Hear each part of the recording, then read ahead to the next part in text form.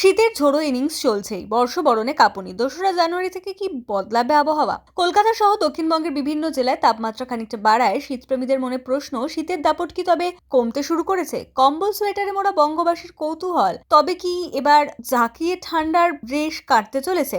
আলিপুর আবহাওয়া দফতরের পূর্বাভাস বলছে 3 দিন শীতের ইনিংস চললেও পারদ ওঠানামা করবে এবং নতুন বছরের শুরু থেকেই ধীরে ধীরে বদল আসতে পারে আবহাওয়ার মেজাজে। 31শে ডিসেম্বর কলকাতার সর্বনিম্ন তাপমাত্রা নেমেছিল 12.8 ডিগ্রি সেলসিয়াস। এই মরশুমে তা ছিল সব থেকে বেশি শীতলতম দিন, যা আজ বেড়ে দাঁড়িয়েছে 14 ডিগ্রির ঘরে, যা স্বাভাবিকের তুলনায় সামান্য বেশি। তবে আগামী সপ্তাহে উত্তর পশ্চিম ভারতে নতুন করে পশ্চিমী ঝঞ্ঝা ঢুকলে কলকাতা সহ দক্ষিণবঙ্গের তাপমাত্রার পারদ 2 থেকে 3 ডিগ্রি বাড়তে পারে। পাশাপাশি দক্ষিণবঙ্গের সব জেলাতেই ভোরের দিকে হালকা থেকে মাঝারি কুয়াশা থাকবে এবং দৃশ্যমানতা থাকতে পারে 999 থেকে 200 মিটারের মধ্যে।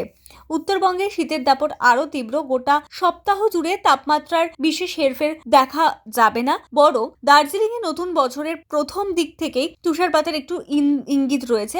আগামী 2 থেকে 3 দিন ভোরের দিকে ঘন কুয়াশা থাকবে এবং দার্জিলিং, কোচবিহার, উত্তর দিনাজপুরে হলুদ সতর্কতা জারি করা হয়েছে কুয়াশার জন্য। কোথাও কোথাও দৃশ্যমানতা কমছে 50 মিটার পর্যন্ত। হালকা বৃষ্টির পূর্বাভাসও থাকছে পাহাড়ে এবং যে পর্যটকরা এই মুহূর্তে পাহাড়ে ঘুরতে যাচ্ছেন তাদের রীতিমতো পোয়া বারো পরিস্থিতি।